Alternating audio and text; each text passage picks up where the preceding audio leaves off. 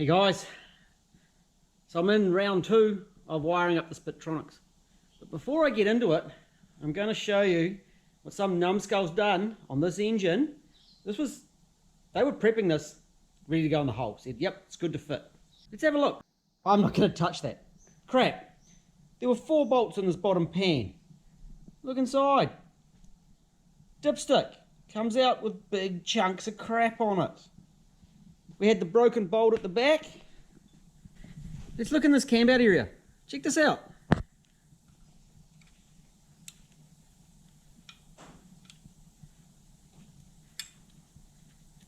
Look at that. There we go. Corrosion. And watch this.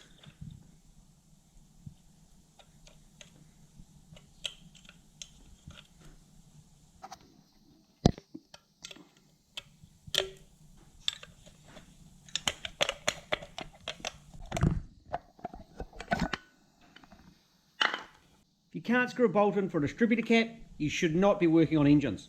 Simple. And there's no way you should be wiring engines. If you go to somewhere that's got this kind of crap, don't get them to wire your engine. And if you can't do it yourself, if you can't wire the stuff up, find someone that can. It's that easy. Because you're going to end up with a crappy job. Doesn't matter whether it's stock ECU or aftermarket. Really simple. The crap I found on this engine's a disaster. Crappy aftermarket leads, not even the right ones, corrosion, dirt. I was meant to be giving it a quick prep so it can become a test engine and be somewhat okay. Oh, throttle body, check this. We don't need a gasket, we just silicon the crap out of it. These things, if you want a good wiring job, you need to put it onto a good engine. It is that simple. Really, really basic stuff. And guys aren't doing it, and then they call these engines that they're no good. Before I get too wound up, I'm going to move on. I'm going to get this outside. I'm going to give it a bit of a blasting. It really needs a full go through. I don't have time for that because I've got an engine to wire, and then I've got the engine that this is going on to prep, which is already in the truck. First things first, I'll get it clean, give it a bit of a tidy, and then one day soon, this engine's going to have a full strip down, full go through, put some new parts on it, and make it good. Even for just a test engine, I need something that's decent and going to be reliable. Right now, wiring to do, so I'll be back to you soon and we'll get this wiring underway. My engine is now clean, but before I wire it, I want to check it's got oil pressure. And I have actually already done this. You see down there, there's a test light. It's connected to the battery positive and the oil pressure switch. And it goes out.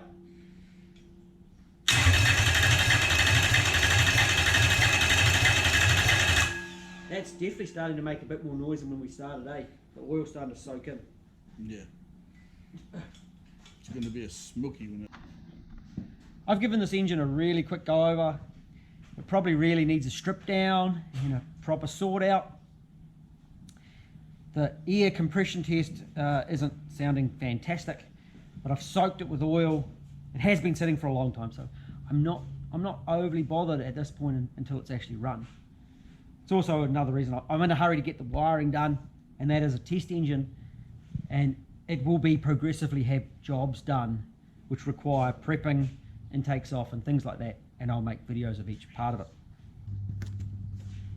Fitted up the trigger wheel out of the kit, so I haven't used the factory ones, haven't used the VVti one. I've fitted the trigger wheel from the Spitronics kit. Another interesting thing here, these are the tensioner bolt for the cam belt. That's the proper bolts to hold the tensioner, and they were holding a water fitting. Indication that the person who did it didn't know what they were doing. And water temp sensor. So I've put a new one. It goes to the ECU. They just get old. They get a bit lazy. This one's actually broken. That may have me trying to remove it, but it's not looking pretty. It's actually going to fall apart if I twist it much more. That one is located down there. So I'll call that the EFI temp sensor most of the time. Sometimes I might just call it water temp, but that goes to the ECU, and that one goes to the gauge. 2 pins and 1 pin.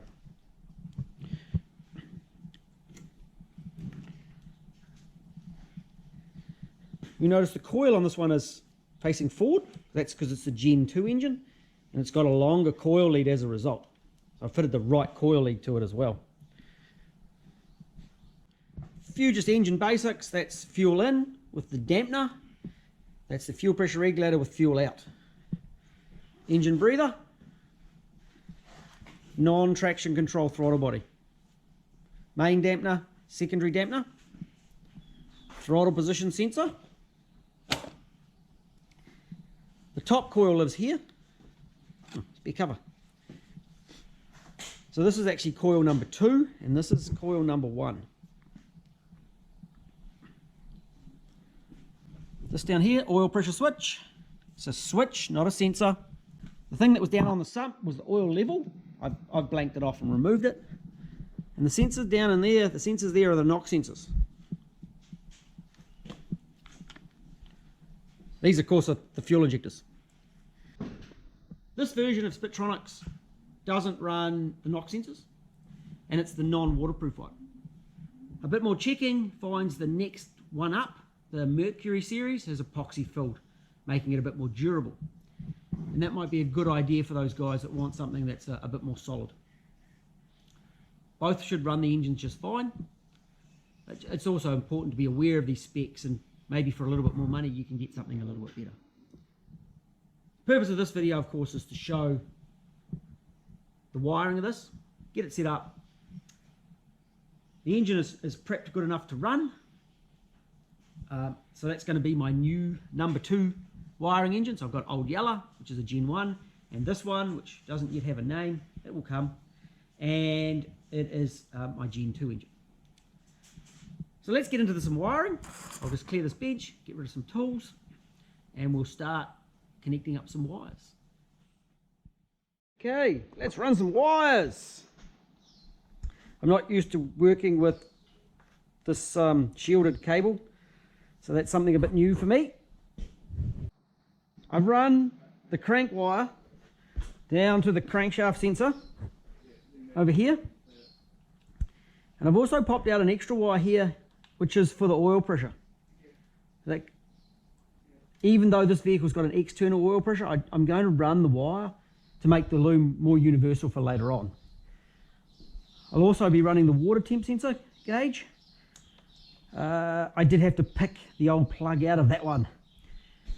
I'm going to run, I think I'm going to put it along here like this, just inside the fuel rails, with the wires just popping over to each of the injectors.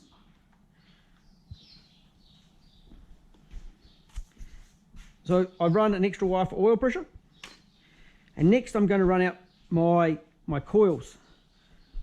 So this coil in the factory form is coil number 1, because it does number 1 cylinder, number 8, number 4, and number 6. So this is listed in factory as number 1, and this is listed as number 2, the top coil. On the Spitronics, if we're using this, which one are we doing?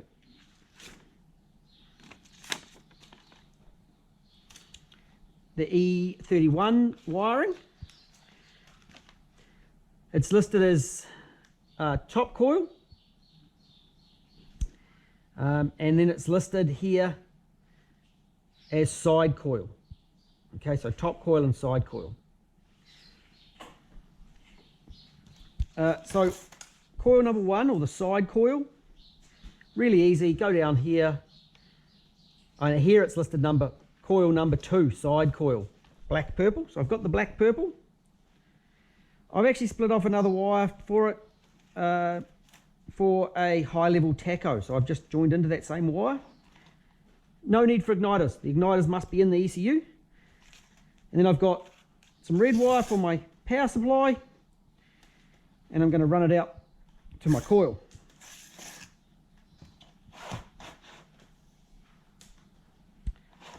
And as I don't want to waste wire, I'll Will it reach? Oh look, it just reaches. So I go full length on that one.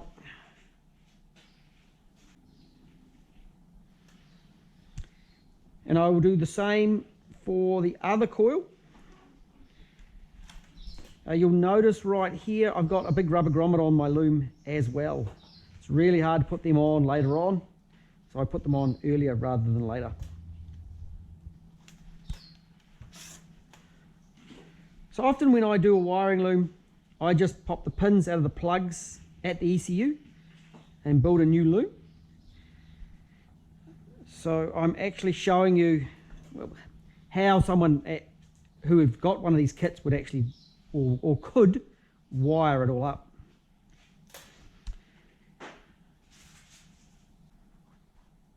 Come on, let's come. There you go. Beauty.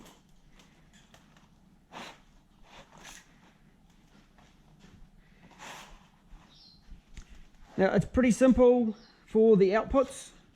So we've got the blue outputs I'm keeping by the ECU because they're controls for relays. What do we got? We got blue, white, general purpose 2. We've got RPM is the green one. It's not a blue one, is it? Blue orange is general purpose output 1. And the general purpose output number 1 is going to a relay. So that is for the radiator fan.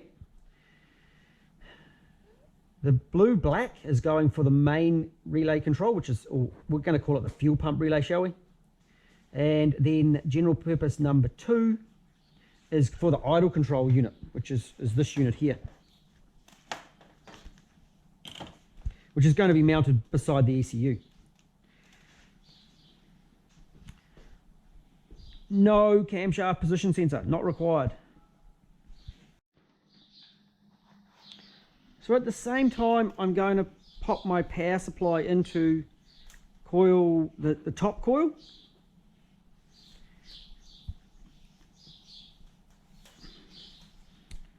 I'm going full length. I figure once it goes over the back and down the right hand side of the engine, probably needs to go pretty much full length or very close to it.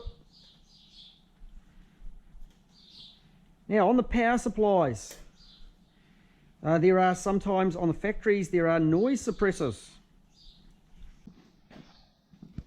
So there's the factory noise suppressor for the coil power supply. And I do have aftermarket ones. And I'm hoping that Jason over there, while he was working on his one, remembered to put in power supplies from the coil to the noise suppressors that are on that engine. Yeah, you can see by the look that he hasn't. No, I haven't. Yeah, you see, that is, put suppressors in. Either aftermarket ones like this, because it's going to have a radio, it's going to have all that nice stuff in there, and I don't want noise. And in that case, it's better to have one and not need one. But I'm doing a Spitz which aren't likely to have suppression problems, and it's a bush truck, so no radio. And if I need to, I'll put suppressors over here rather at the other end, but I'm not going to run any. So I've run the black purple to coil the side coil, and this is the black red to the top coil. Yep.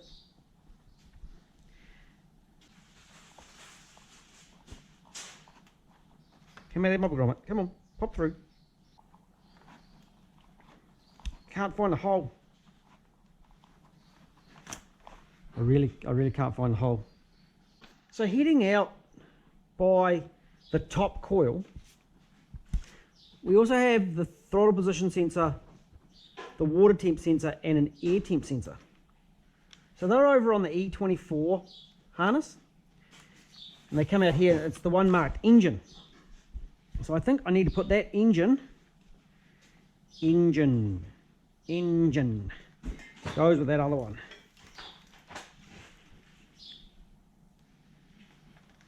Red, black, and I've run a blue wire in here for a water temp sensor because water's blue, so I used a blue wire.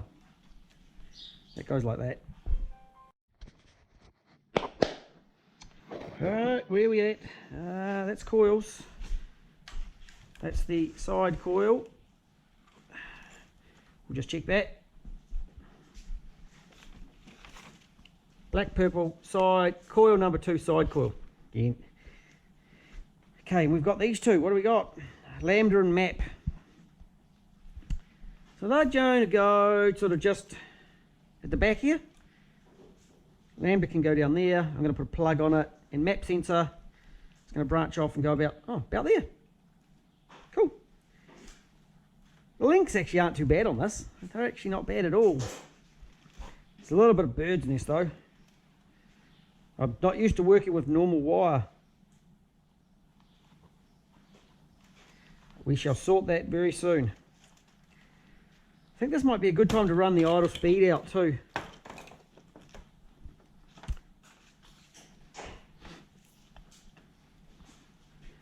So idle speed has red and blue. For some reason, red and blue are both powers. Black is an earth, ground, and red black goes to the blue white, which is a GP output. Okay, we can work with that.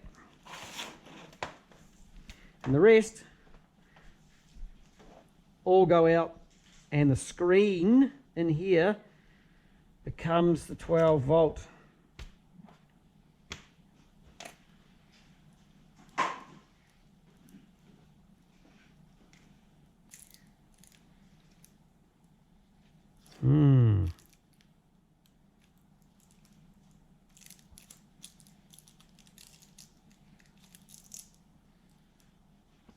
Okay.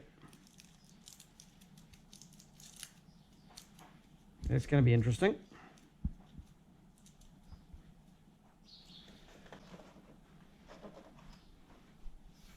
Goes out that side. Wicked. I really want to get some zip ties in here because I don't like this messiness. I've also got to decide what I'm covering it in. And again, I would normally be using like a mil-spec wire with a braid. But that's not available to a lot of people, so we might go.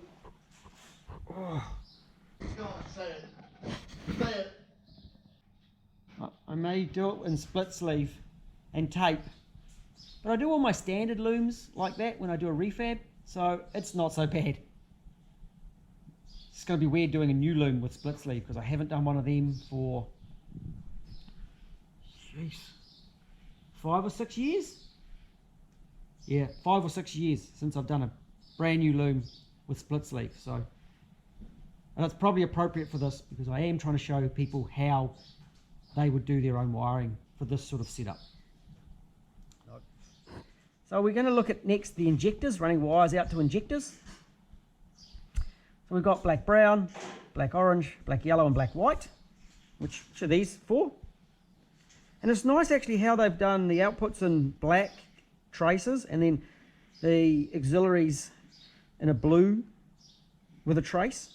So it makes it quite easy to not confuse them. So I actually quite like that. So with the injectors, they've chosen to group them on the way they come to TDC together. So the firing order is a 18436572. So they put the first one, which is number 1, and then the 5th one in the sequence together. So that's number 6. So you can see the little join there, comes up 6, 6. And then the power feeds, they do the left side of the motor with one power feed and the right side with another power feed. I'm normally quite happy doing both those power feeds on the same wire. I'm going to wire it per the instructions, which is a little unusual for me. But I think it will help for the purpose of this video. So we're going to run out, again, I've got this red wire. It's 2.5 millimeter red. We're going to flick that out and do coils, coils. I've got to stop calling them coils. Do the injectors on each side. At the same time, we're going to have to put a split in that wiring so we can group all the injectors correctly. It'd be so much easier if I wasn't using this grommet. Who decided to use this grommet? Why did I do that?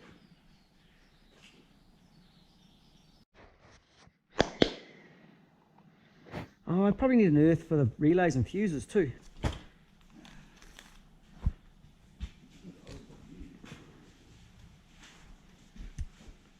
Which I may or may not use. I may earth it at the body. Oh, right, oh. So there is my start trigger. So I've put a big green. I used a 4mm. Probably an overkill, but shouldn't cause me issues. I've got some earths here. So I've run earths in for the ground points. And with a system like this, you could probably ground them into the body, but I like to ground stuff to this engine. My preferred position. Preferred position for grounding.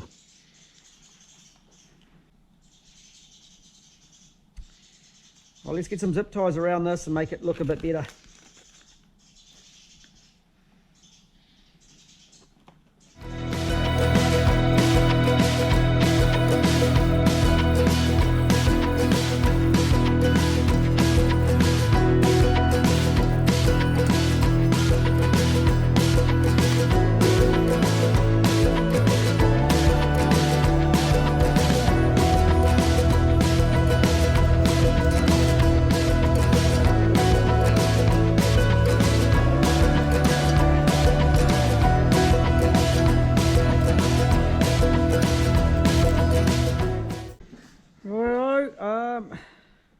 I do need to start the engine, so I'm putting a start trigger through this harness. It'll go to the starter motor. And then we've got to look at earths. You can see here, there's an earth here with an eyelet on it. And there's that won't reach the engine. And it kind of suggests that it wants to be earthed in the cabin. And then there's these two. The idle control one, and there's one in this E24. That's probably for the shields, I would suspect. Don't know, haven't cut that open. But they probably need to be earthed in the same spot. Ideally, I prefer to earth on the engine itself. But I think the problem with this that you face is lots of guys don't know how to earth their blocks properly, and then it causes problems with the electronics. So a really good chassis to engine earth is really important. I'm going to do as I'm told, very strange, and earth this in the cabin. I'm probably going to have to extend that wire to find a good earth in the cabin, but I think I might just run a couple of big earths through the harness as well as an option for later on, and we'll do a comparison of earth in the cabin and earth on the engine. And it should actually show that when done properly, both of them work just fine. It would simplify it without earths to the engine, but I find to the engine is the best spot. A lot of the time they actually recommend to the battery, going all the way to the battery. Right, put a couple of wires in, and then we'll do some taping and prep and sort of lay out a loom, ready to put some coverings on. For so few wires, there's actually, this is actually quite big. Yeah, with my loom. Just. So you've got a VVti. It's because this has got all these shielded wires in it. Because it's got all these shielders in it, is why it doesn't get interference. Because lots of signals are shielded and separate. Whereas you're talking mil spec, but you've got a VVti with that smaller loom. Of course, this is quite large wire by comparison when you talk one of these shielded cables. I actually put an extra 12 volts in for the lambda, for the wideband.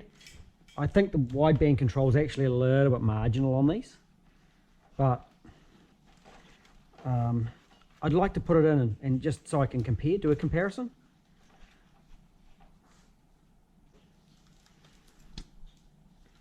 I'm not used to working with a pre-made type loom because I make a loom from scratch.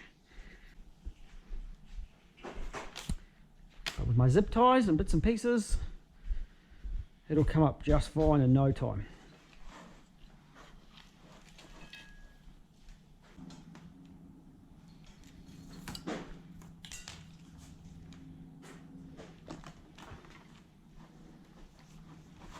I've got to remember to run an earth to my lambda sensor.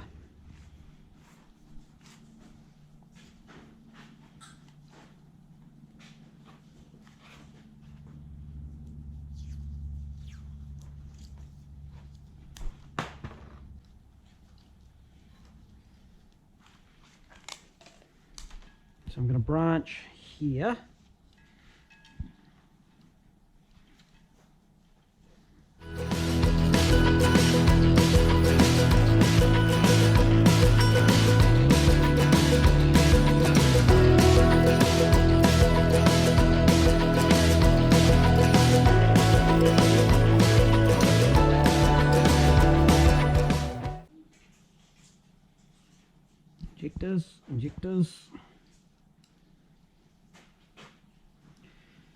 Injectors, and there's got to be another injector. Got to be another injector. Where are your injector?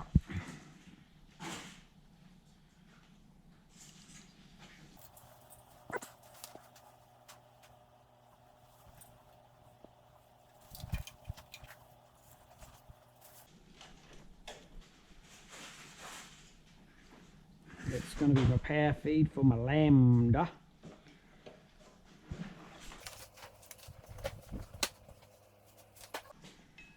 Earths, injectors, start, lambda power. So I better just drop in an earth for my lambda, and then I'll split my injectors, and then I start putting it together. Pretty simple, yep. And lengths aren't too bad actually. The short one is, shortest one seems to be idle speed. But I think I can actually just pull that back there like that a little bit more.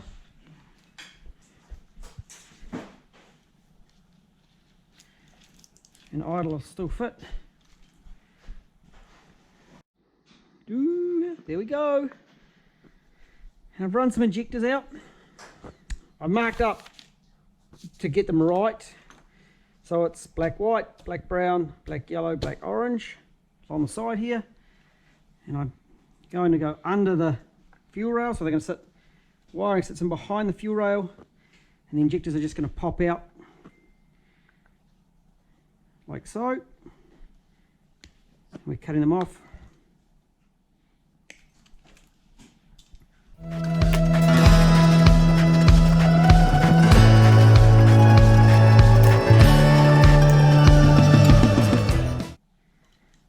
And then each of these needs to be joined into to go around to the other side.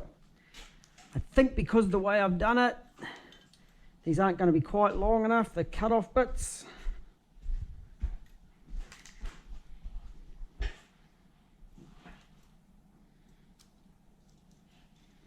Yeah, by just a smidgen not long enough. Where's black yellow go? Yellow is number 8. That one will reach. It's cool. Again, not quite the way I've done it. So I'm going to use some extra wires. We're going to stagger some joins in here. And then I'm going to crimp some extra reds and run them out the same. So I'll go do that other side. We'll come back to you once these are all joined and sitting in place. I've been doing stuff.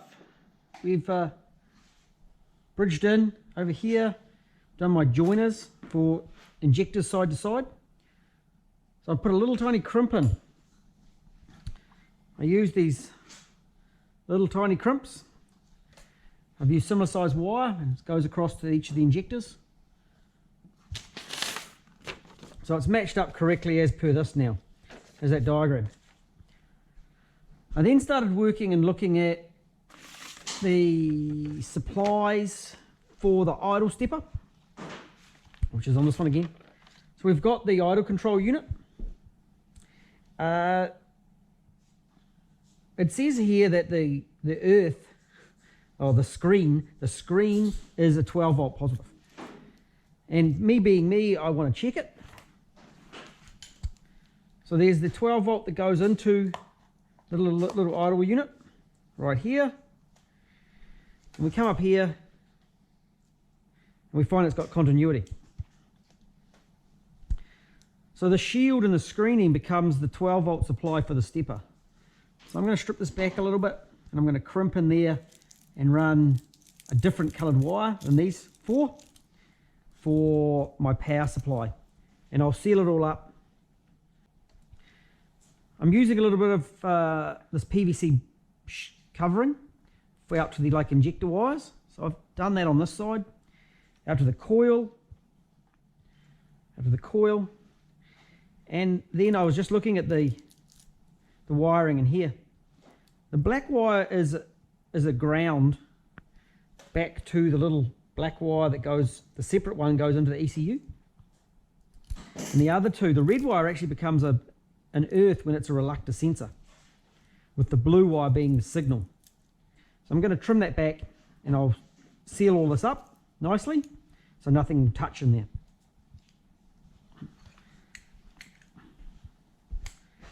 And I've started into this side. Just see if that's got continuity to here.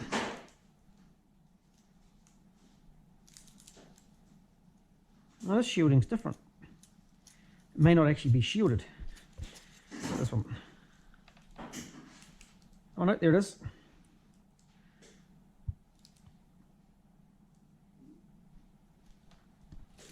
So that is shielded. That's earthed the same as that other side to the little extra black wire. So this is the ENG, engines one. We're peeling this stuff off because I want to split off the white wire.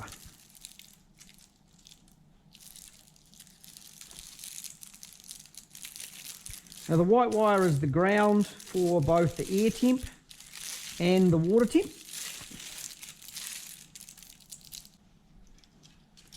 And I want it back far enough that it's not in an area of any stress.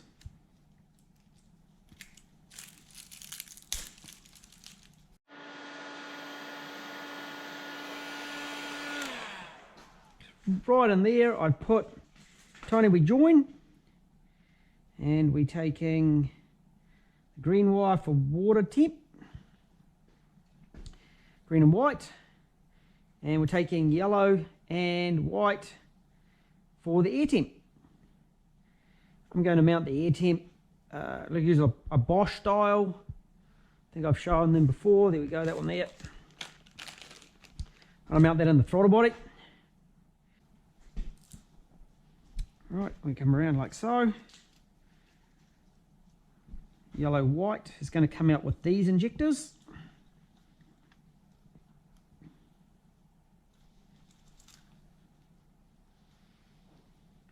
It will pop up in the throttle body. It'll pop into the throttle body about here.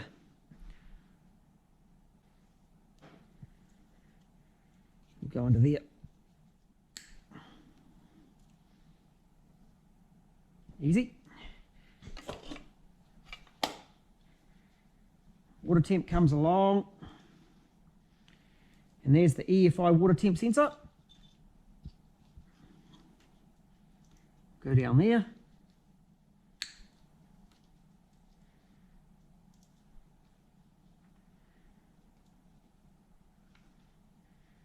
Yep, that's good.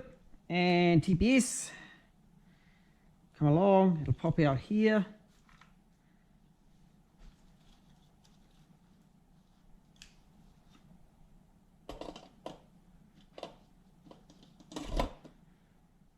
And plug in there.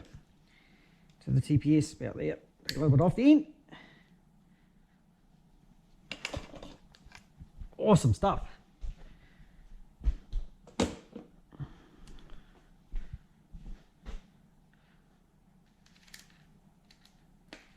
I have gone through and trimmed the coil wires. Pretty much at this point my lengths are all done. I'm going to have to do a bit of a split here, and I'm going to put a joiner in because these are the power wires. So I'm going to do that right now for the idle stepper, and I'll put a bit of sleeving on these lengths of wire here. I've been doing stuff, so I've covered all my branches with, again, it's just a PVC, heavy duty type plastic. It's not hugely flexible, but it suits with the budget of this job. With the power supplies to the idle speed, so I've shrunk wrapped and crimped in here and added two red black wires. So those are the two power supplies, and then there's the other four that were in the cable. Water temp right there, coil. I've just lifted the leads off so I can actually get in there. And I've done the same on this side. And with my taping, I've taped in behind where each branch is going to come out. And then I'm going to put my split sleeve over and tape it all up. There's my earth. One of those is for my oxygen sensor, and the other three run in because we do some testing later on earths. Here's the oxygen sensor wiring. So I've peeled back the insulation, and then I've peeled back the shielding inside, and then I get my cutters, trim that off,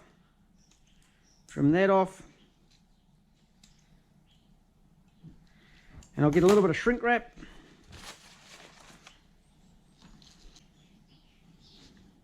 Then I get my shrink wrap.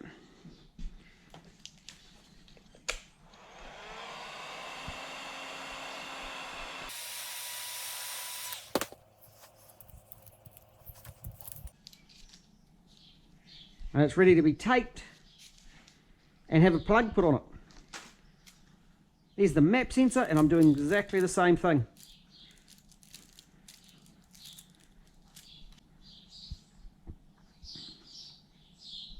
So that's the loom pretty much laid out, ready to put connectors on.